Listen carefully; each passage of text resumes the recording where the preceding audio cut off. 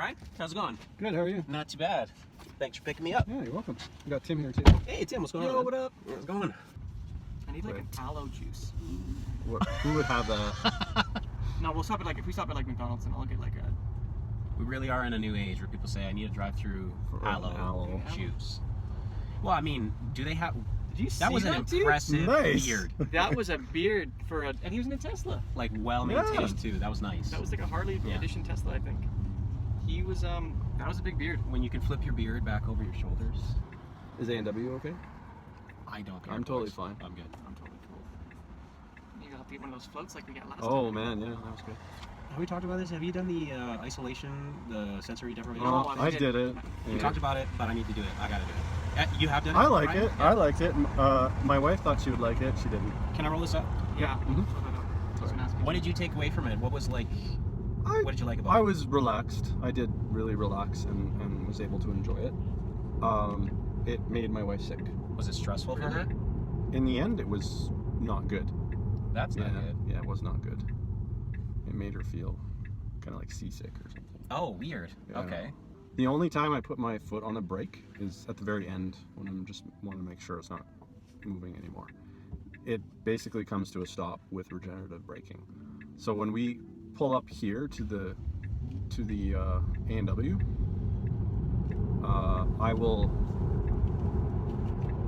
I'm not braking with my brake. That is completely regenerative braking. So how does it know to stop then? Like that's just It's the always the responsive braking. Yeah. technology? It's always That's just the technology. It's always braking if your foot isn't on the gas or on the accelerator. Sorry, very easy to. If your foot is not on the accelerator, it's doing the regenerative braking on its own. And you can turn that off? You can turn it lower, Okay. and I don't think you can turn it off, but you can turn it at a lower setting. At first, it was throwing our dog around so much. I had to turn it lower, but then he kind of figured out how to sit properly in the car. Aren't they putting charging stations at these like? At gas stations, they're starting to in different places, They are? so Okay. we should start seeing more of them. I think it's more readily available in the States right now. I've noticed. Oh, here, Well, right there. there. You go. EV fast charger right here. That is great. Petro Look fast at charge. that. That's so. We don't need them as it's like, Tesla who had that drivers idea, here. Like me 2 minutes ago. Petro-Canada, Suncor owns Petro-Canada, right?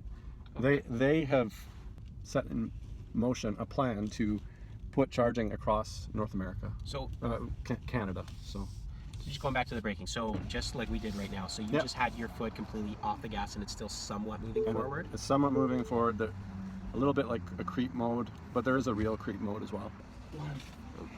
Got that flow. Just turn it past. Thank you. I Get to the like thing in there.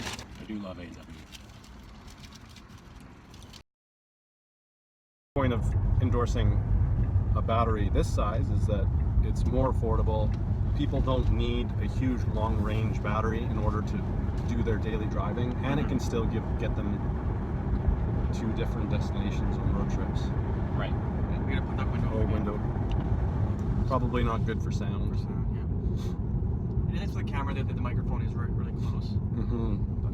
Since that's probably going to be edited out, can you pass me the water bottle? I just texted you that, so it wasn't in the video, but Is this a? Oh, my phone is on. Yeah, it's on. thank you. Oh, that's I starting. guess. Oh crap.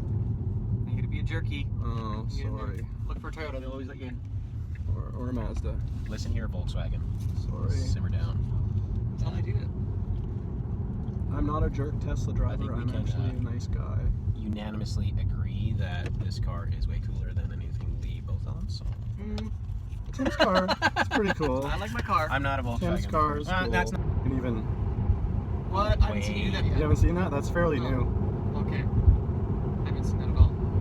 Oh man, that's bugging me out. I get like even the oncoming traffic, like that's. Yeah, it's actually seeing it. That's So Jay, tell me, what do you do? What are you into? The official title would be visual content creator. So what that means is basically creating content for any businesses or brands that want to keep a consistent feed on their social streams, anything website use.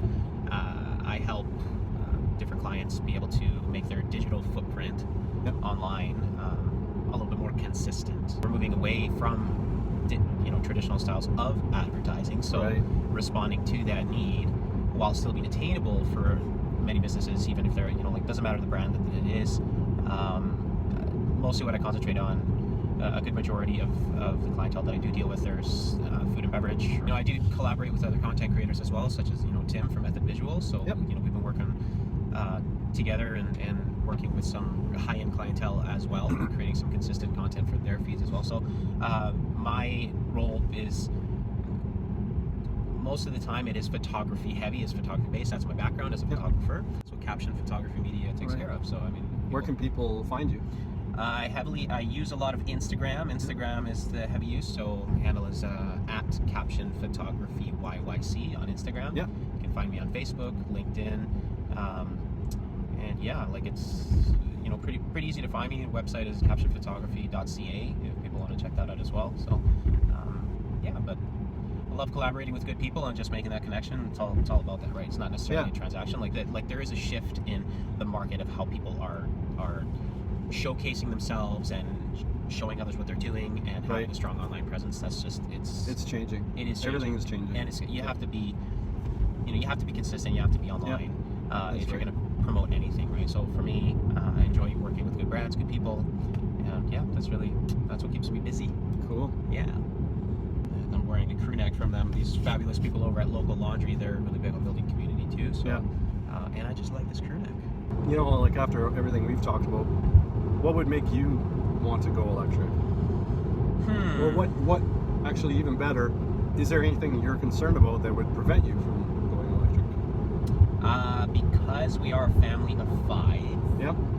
Storage and size is a consideration, but we do have a vehicle that we all fit into, so this is like plenty of room for us. So I guess, yeah, I don't know, like having a family, there's always cost. Like so cost efficiency is a big thing for me. Yeah. So this is definitely, like, for me, it is an attainable budget, but like, especially with having children, I'd have to look at that. And in terms of like insurance, I would think about that too. Like, what is the overall cost? Not just the cost of the monthly payment of the car, but insurance-wise, what does that do?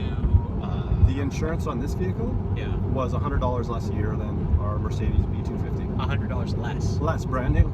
This is brand new, and it was 6 years old. It's crazy. That's pretty impressive. Okay. Because there are so many safety features on this vehicle. They're involved in less accidents for a reason. Yeah. Okay. This is kind of a funny question. Do they have vans yet? They are.